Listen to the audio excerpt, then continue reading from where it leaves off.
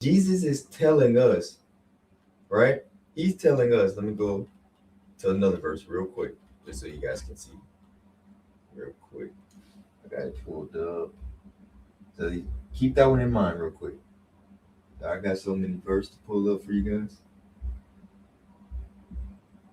I believe it was in Luke, my other ones.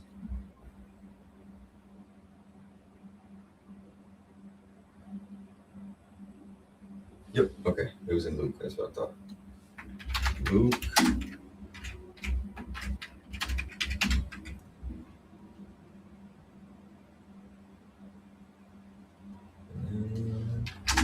I'm pulling all up for you guys.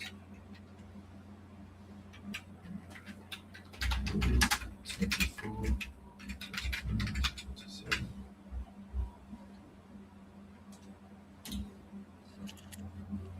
Okay, look. This is what Jesus is telling us. And taking the 12 to them, he said to them, see, we are going up to Jerusalem, and everything that is written about the Son of Man by the prophets will be accomplished. For he will be delivered over to the Gentiles, and he will be mocked and shamefully treated and spit upon. And after flogging him, they will kill him. And on the third day, he will rise. Here's this again. He keeps telling us that it is written, that it is written, prophets. It is written, prophets. Here again, O foolish ones, slow of heart to believe all that the prophets have spoken. Was it not necessary that the Christ should suffer these things and enter into his glory? And beginning with Moses and all the prophets, he interpreted to them in all the scriptures of things that are concerning himself. Jesus is telling us why we believe in him. We believe in him because it was written about him.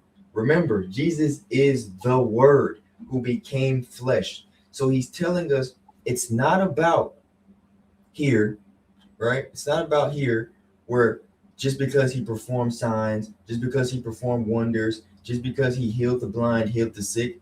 That's not the reason you believe in Christianity. You believe in Christianity because it was written about him before he came. And when he came, he fulfilled and performed every single thing that was concerning him, in the law of Moses, in the prophets, in the Psalms. Everything was written about him, was done. So what he's telling us, only a true God can actually prophesy. People are going to perform miracles.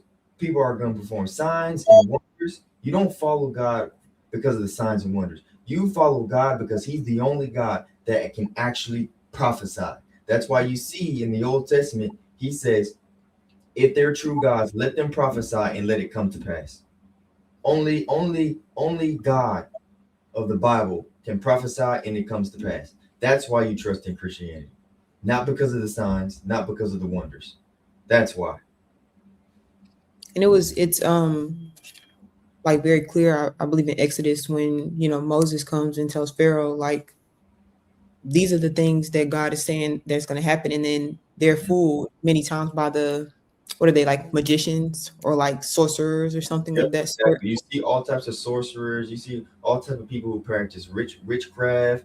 Mm-hmm. All types of people who do signs and wonders in the Old Testament. And he's telling you, if you believe because I do miracles for you, that's the reason why you think I'm true. You're going to be fooled. That's why he says a lot of people are going to be fooled when the Antichrist comes, because when the Antichrist comes, he's going to perform signs and wonders, and they're going to believe that he's God. Mm-hmm. And Jesus is telling you, he can't prophesy. Check him by that. Tell him to prophesy something and let it come to pass. Let him do that. Right. He's not going to be able to, but he will be able to deceive and to trick and to perform wonders and perform signs. Don't follow me because I perform wonders and signs and I heal the sick and I heal the blind. Follow me because I was prophesied 1,500 years before I came in flesh, and I did everything that was prophesied. Walking on water, prophesied. Coming down in the clouds, prophesied. Healing the blind, healing the sick, prophesied. This was prophecy that he was doing. The things that he was doing about healing the sick, healing the lepers, healing the blind, the lame, that was prophesied 1,500, 1,000 years before he came. That's what God does. That's what the true God does. He prophesies. Yeah. And I think that we have to keep our eyes open more, especially for like false teaching, false doctrine, things of that sort. Not because I believe in people who believe in Christ. Like as believers, I think that we should have a good, strong mental when it comes down to discernment. Yes, baby. Okay. Just go watch the TV. All right. I'll come in just a second, okay?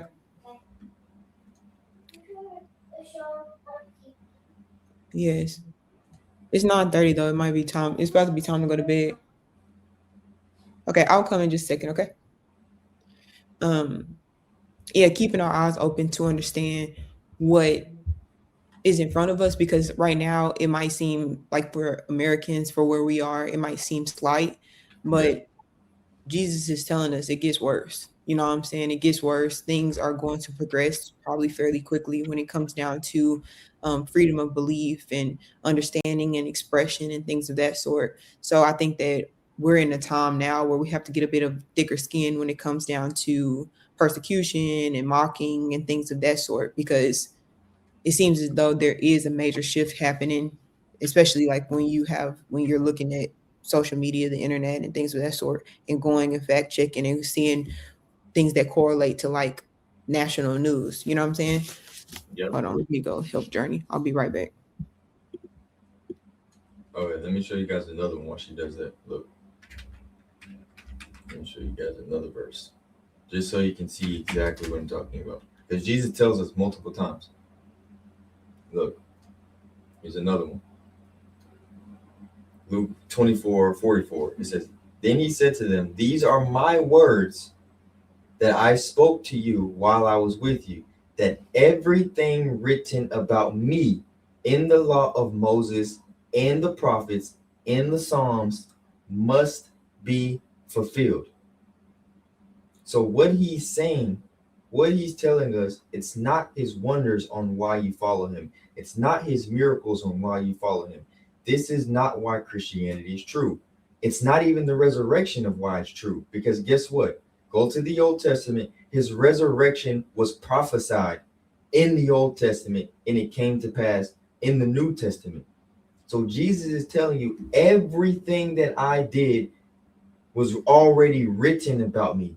This is why you follow me. This is why I'm true. You don't follow me because I perform miracles. You follow me because I am the only God who can prophesy and it actually come to pass. That's why you follow me. Because if you look at it, him walking on water is in Psalms. There's so many prophecies. And I think a lot of times, you see people, I'm gonna tell you guys, this is where they try to get you. They'll say there's so many prophecies that Jesus didn't fulfill, but they failed to mention what Jesus clearly stated here. What did he say? This is why words are important. He said that everything written about me in the law of Moses, in the prophets, in the Psalms must be fulfilled. So there is prophecies in the Old Testament that's not necessarily about Jesus. So what he's claiming here is the everything concerning the Messiah, everything concerning me, who I am, this is what I'm fulfilling. Christianity is true because I fulfilled everything that was prophesied about me in the first place. That's why Christianity is true.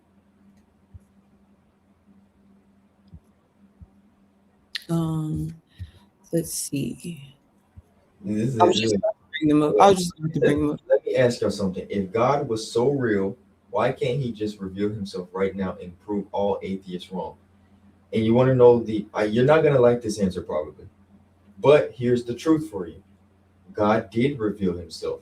You weren't alive yet. I wasn't alive yet, but God did reveal himself.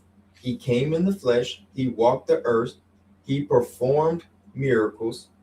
He died and he resurrected, and people, even in his generation, when he came on the earth, even in his generation, said, "This is not true. You can't be God." Even when they seen him risen from the dead, they still denied him. So when people ask this, I say, are you actually seeking to find God, or are you just asking questions because you are closed minded? When you're closed minded, you're not going to be able to actually see the beauty of the Bible if you're closed minded.